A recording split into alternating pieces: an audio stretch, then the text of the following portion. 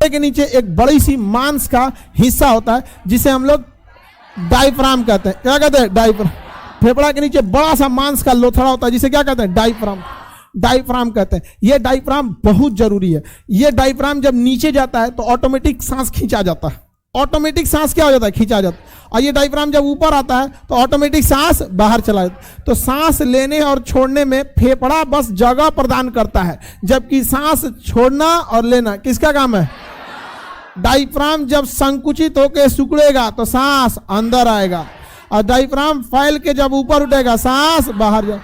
इसलिए जब भी इंसान कोई सोया रहेगा तो उसके पेट के पास देखिएगा ऐसे धक धक होगा, यहाँ पे पेटवा के पास। छोटका लड़का सबको देखिएगा पेट के जस्ट ऊपरी भाग में वो क्या किस चीज का मोशन दिखा रहा है? डायफ्राम। डायफ्राम फूलेगा सांस बाहर, डायफ्राम पचकेगा सांस अंदर, डायफ्राम फूलेगा डायफ्राम पचकेगा। समझ में गया? किसी को इधर मार दीजिएगा ना, देहात में इसको पंजरी बोलता है। आप लोग क्या क्या बोलता है?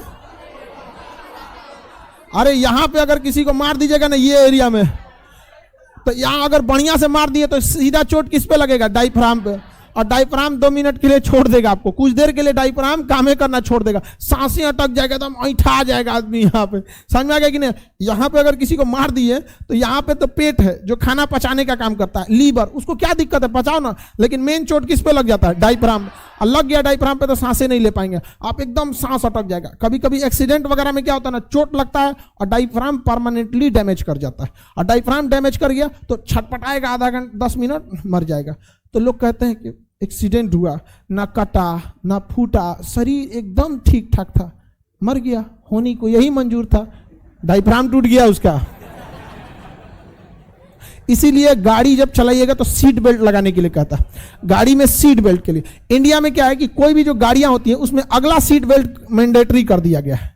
ये गाड़ी दाहिने जा रही है कि बाएं पता नहीं चल रहा है, अरे इधर हम ड्राइवर को बैठाते हैं, हाँ इधर ही लगा देते हैं, इधर ही लगा देते हैं, इधर जा रही है ऐसे निशान मार देते हैं। तो यहां पे ना सीट बेल्ट लगा लिया जाता है। तो अगर आप ड्राइवर सीट बेल्ट नहीं लगाएंगे ना तो टिक टिक टिक टिक गाड़ियां में बोलेगा, और ड्राइवर के बगल वाला नहीं लगाएगा तो वो भी बोलेगा। तो मजबूरी बन जाती है, अगला दोनों को लगाना पड़ जाता है, तो वो दोनों सेफ हो जाते हैं। सीट बेल्ट की खासियत क्या होती है? आराम से, जो लोग नहीं लगाए हैं उन लोग के लिए कोई बहुत बड़ा रॉकेट साइंस नहीं होता है। यहाँ पे एक हुक होता है सीट बेल्ट, उसको चुपचाप यहाँ ले आके अपने सामने से यहाँ एक हुक होता है उसमें खोस लिया जाता है, सीट बेल्ट लग गया। सीट बेल्ट की खासियत है कि उसको आराम से खींचिएगा, खिंचाएगा, और जहां झटका दीजिएगा लॉक हो जाएगा।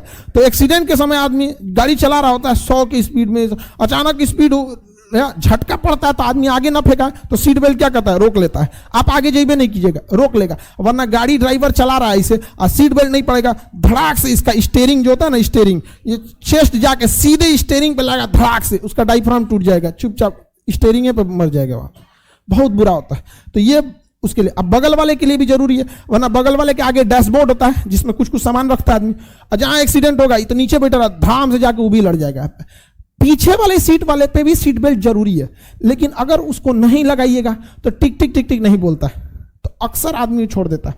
टाटा कंपनी के पूर्व सीईओ और सावजी पालोंजी के कंपनी के साइरस मिस्त्री, उनकी गाड़ी BMW, इतनी सेफ गाड़ी, लेकिन वो पीछे बैठे थे, उनकी कोई मतलब चला रहे थे, फैमिली वाले ही थे लोग, उनकी शायद वाइफ ही चला रही थी, कौन चला रहे थे, ड्राइव कर रहे थे।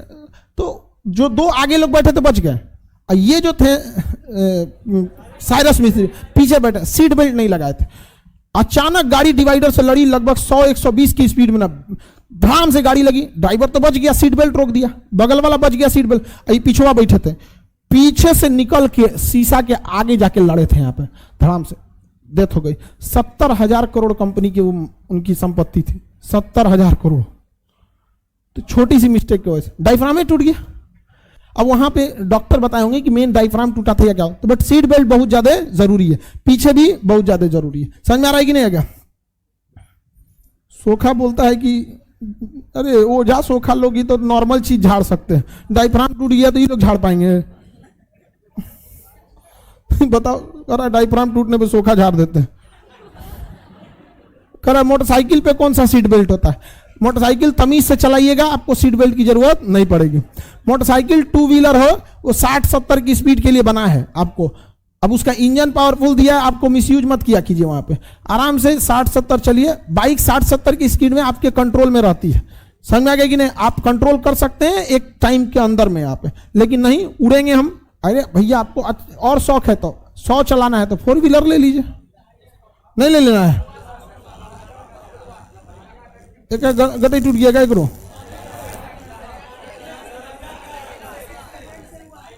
क्या हुआ है तुम्हारे गर्दन पे?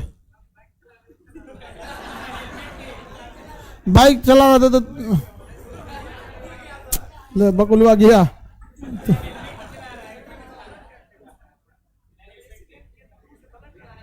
मुंह से ब्लड निकल गया, चोट लग गया होगा। कहां चोट लगा था? मेन दरभंगा एनएच पे। तो तू मोटरसाइकिल से क्या करने गया था उधर? तो बस हेलमेट पहना था? नहीं, बस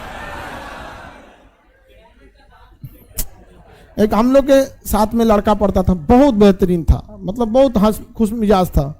उसको टेंशन जिसको रहता था, पूरे ग्रुप में जिसको टेंशन रहता था उसी से बात करता था आदमी। टेंशन है दूर करता है, छोड़ो यार जिंदगी चलती है, आधा काट लिया आदमी आधा और कट जाएगा, क्या टेंशन लेता है।